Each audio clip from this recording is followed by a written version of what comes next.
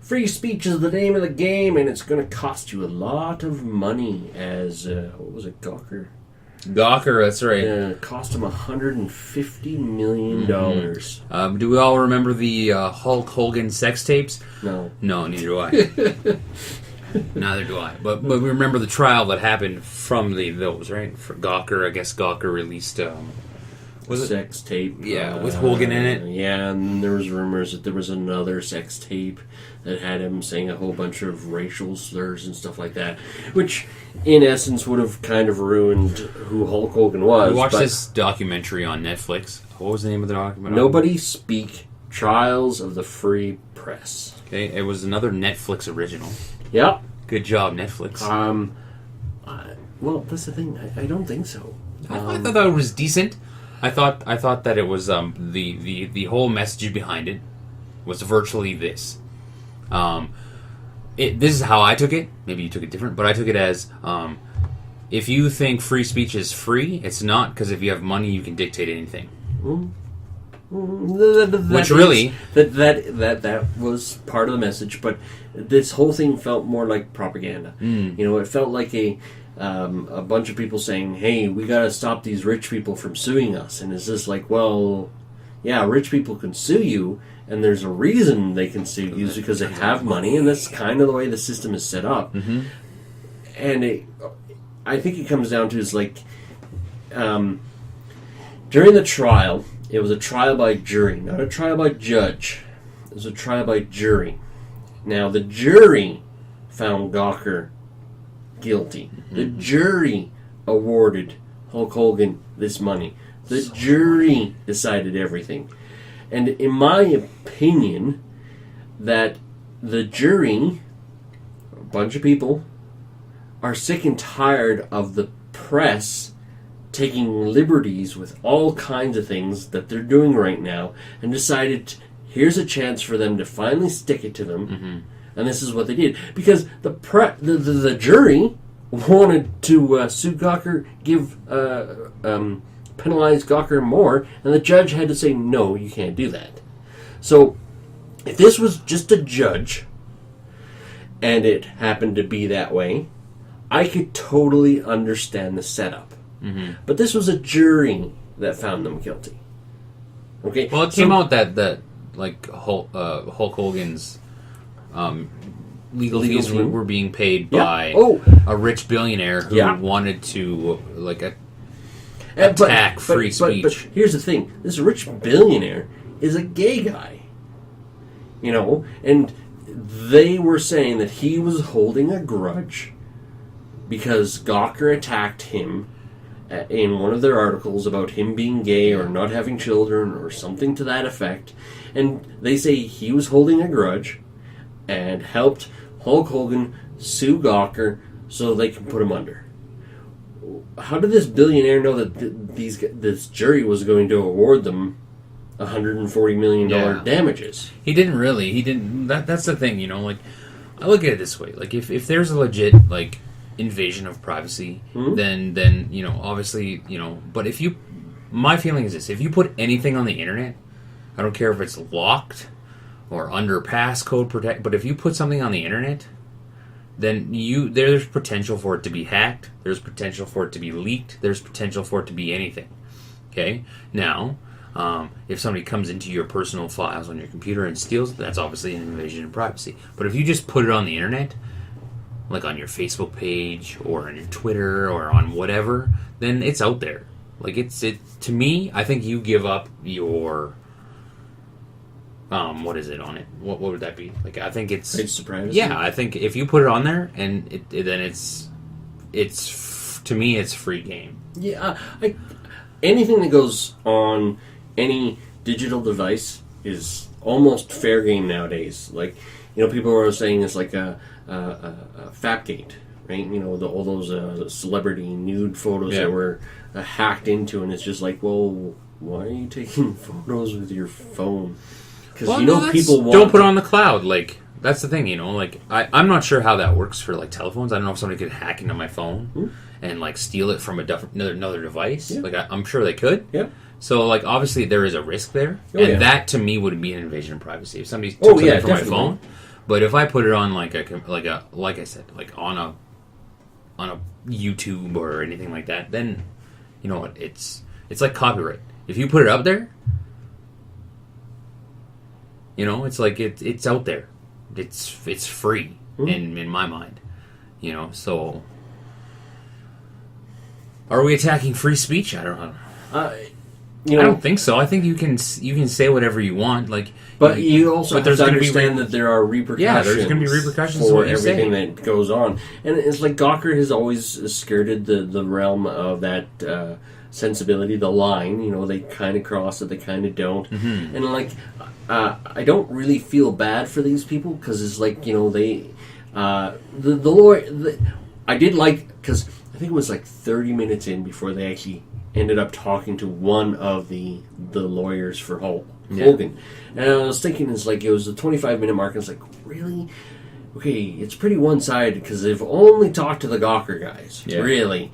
And I was like, okay, if they don't actually talk to somebody on the other side, this is propaganda. And they did, shortly thereafter, and I was like, okay, good. And the lawyer, right off the bat, said, we sent him a cease and desist letter saying, don't do this. Yeah. And then everything's gone. That's it. Yeah. And they gave him an opportunity to get out. And said, honestly, no. At that point in time, Gawker has to understand, in my mind, it's like, okay, we take the risk and publish it, or, you know, we go to court. And I think they were willing to go to court, and there were some court procedure things. They were saying, it's like, there's a bunch of charges that was being charged against Gawker, and then during the court procedures, one of the charges was dropped, and it made it so the insurance wasn't going to cover Gawker anymore at that point in time. Yeah. And then Gawker's like, well, why aren't they going for the bigger sum? Well, I don't know about you, but if there's just say I'm going for $100 million, right?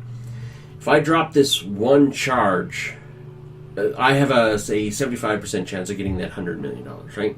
But if I drop the one charge, I now can have the possibility of 100% of $50 million. Yeah. 75% at 100. I think it was more of a, that made it seem like it was more of a, I want to bankrupt you. Yeah, no, and it does kind of come across, like, if you look at it, if you frame it the way they framed it in the movie, it definitely comes across as a bankrupt move. But when you think about it from a person's perspective, like Hulk Hogan, which I don't know what he's like financially right now, but I don't think he's richer than fucking. Is he? Probably. I'm not 100%. No, but that's the thing. I'm thinking that Hulk Hogan might be at that point in time where he's broke. Maybe. Right? So he did lose his career over this. He was with WWE, and they got fired. He got fired. They terminated his contract. They threw him out of the Hall of Fame. Okay. So that wasn't for the sex tape. That was because he went on a racial tirade in one of the videos or some crap. Okay. So he might be at that point where he needed to work to make money, and this was a good way for him to make money. Yeah. So he could either go for the guarantee at a lesser amount, or he could go for the percentage at a higher amount. What's the difference between being rich and mega rich, really? No, but that's the thing. It's like, if you lose out, if that 25% chance at 100 actually happens, you get nothing. Yeah, you're stuck with the bills. Yeah. So, at that point in time, I'm thinking, it's like, well, he's going for the guaranteed money, and I get it, and unfortunately, lawyers. You have to understand that this is the way the lawyering system works. Is they don't necessarily do what's right. They don't necessarily do what's logical. They do what's according to the system. Yeah. They game the system. They work the system. They know how to do this. It's the system that's as much as a fault as anything else. Mm-hmm. So in the grand scheme of things, I think this whole thing was more of a propaganda statement saying, oh, you got to feel sorry for Gawker.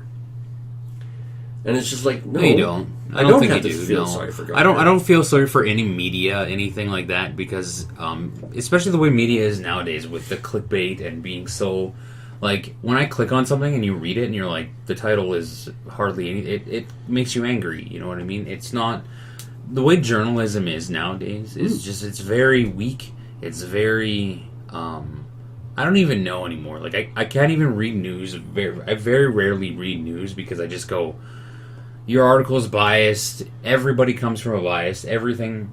And like you said, this documentary came across as very feel sorry for Gawker. Did you remember that whole sob story near the end? About him being broke and... the one guy, his daughter was in the hospital, and it's just like, who the heck? First off, they went... I swear I fell asleep at some point in time, because when I woke up, they were talking about this Las Vegas thing. And the Las Vegas Review or something? Yeah, and I think it was just another example of... because they printed a story and then they were end up being bought by the... By the guy person that was and it's like, okay, you have it still comes down to this, is like, you know what, people can buy things. If you don't want to be bought, you just say no. Yeah, exactly. Yeah, you know, it's like, well, it's not their fault. Yeah, money buys it. Money can buy anything. Yeah, money can buy anything nowadays. You know, and at that point in time, it's like, oh, you can't you can't report on this guy. It's like, well, okay, I only work for this company. So I can actually, as a separate blog, I could do the same thing because I'm not under contract. You know, there are many ways around it nowadays, especially with the advent of the internet and being able to do all these... Free speech, like, to me, people think when they hear the term free speech, it's like they think I can say whatever I want with no consequence. It's like, no. You can say whatever you want. But there's going to be consequences. It's like if you put on your Facebook page and you put out drunken pictures of yourself and you don't get a job because people probably Google your name and they probably search you and you don't get that job. It's like, well, you're invading my privacy. It's like, no, they're not invading your privacy. You put those out there for people to see. People Googled your name, and now that, just remember that those actions have consequences. Your speech has consequences. Okay, everything has a consequence. Yes, I can say whatever I want. I can, absolutely. We can come on this channel, we can come on this YouTube, and we can say whatever we want. I could say whatever. I could go on a tirade about race, gay, color, sex, creed, anything, religion. I could do it, but then, and there could be consequences. Somebody could get a hold of that, put it on the internet, and send it to my boss, and I get fired because of what I said. It could happen. Yeah, and... Yeah, free speech is something I understand that free speech works a little different in the States than it does in Canada because they have the First Amendment. But I understand that free speech is supposed to be used as a weapon to prevent tyranny and not necessarily as a weapon to destroy people. Right? Mm-hmm. I know they can be one and the same sometimes, but as you said, consequences. There are consequences for our actions, and I think people have that mistaken identity. Oh, I can say whatever I want. Yeah. And get away with it. No. You can't get away with it. And Gawker, yes, they may have done good work. They have done good things. But they went one step too far, pissed off the wrong people.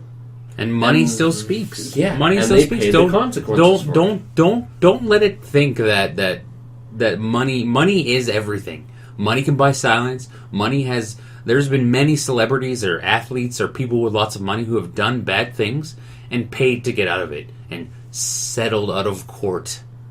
You know what I mean? That's what it is.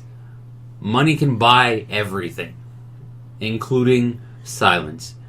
So really, it's like, yeah, okay, I want to do, but like, I don't know. It's just this thing was very. It was interesting. I thought it was interesting. I thought it was going to be a lot more interesting than it was. By the end of it, I thought they would have a lot more examples of. I didn't think it was going to be so Hogan heavy centric. Yeah, I thought it was very. And you know, I get the premise, but I think it was lost in the fact that it came across as you got to feel sorry for me. It's like, no. No, I don't. Just remember, like, guys, like, free speech it's not free of hate. It's not free to... My opinion is, you know, I say an apple is orange. Or sorry, an orange is orange, right? I say an orange is orange. Just remember, there's going to be somebody out there who says that orange is blue. And they're free to say that. And they're free to think that. And they're free to be able to do... And unfortunately, that's part of it. You know what I mean? They have to exist. They both exist in a world of free speech. If you suppress that person's ability to say that orange the fruit is blue, then they have the right to do the same thing to to you. I don't know. Am I wrong? And I think that's where we always end up when it comes to these free speech things that we've been talking about. Is like, because people don't get it. I know that we kind of sound like a broken record when it comes to we pick an article or we pick a movie or we pick something, we pick a story, and it comes back to the broken record thing. But it's because nobody understands it, in my mind, anyways. No, they don't understand and it. I totally agree. It's like we've had discussions about where the world came from, the beginning of the world, right? He believes one thing, I believe something different. But it's like, okay, well, we see it differently. And that's okay. Yeah, and it creates conversation. We still get together on a weekly basis and still sit side by side and have interesting conversations. We've moved beyond. Yeah. We've had an interesting discussion and heated at times, but we still sit here. We move on from it, and I think we agree to disagree, and we don't have to have that. And we respect that. We respect that. We look at that angle differently. We look at that part of our world differently. And for us, well, for me, anyways, people don't see that. People sit there and are like, "There's so many things in the world today about things that it's just like, okay, people are gonna look at things differently. Why can't we just see that and not tell somebody else to shut up? It's okay for them to. We can coexist. Yeah. We don't have to be the same. Everybody doesn't have to think the Earth is flat or round. It comes across as very kumbaya, but there's a sense of there are points where you have to go, well, kumbaya. Yeah, kumbaya. You have to like it. Yeah. But you just have to go kumbaya. All right. It's yeah. So go check this thing out on Netflix and just tell us what you think. Yeah, because we're interested to see whether or not anybody else agrees with us. I think the thought behind it was like it was a good concept. Yes, but it wasn't delivered very well. It wasn't executed good at all. Like if I think somebody should take another run at something like this and maybe have more than 2 examples of this. Yeah, like the CNN thing that kind of went viral the other time. So don't forget to comment. You can say whatever you want because it is free speech. You're allowed. And subscribe, and we'll put out more amazing videos of broken records. There you go. Later. See you tomorrow. I thought it was like I.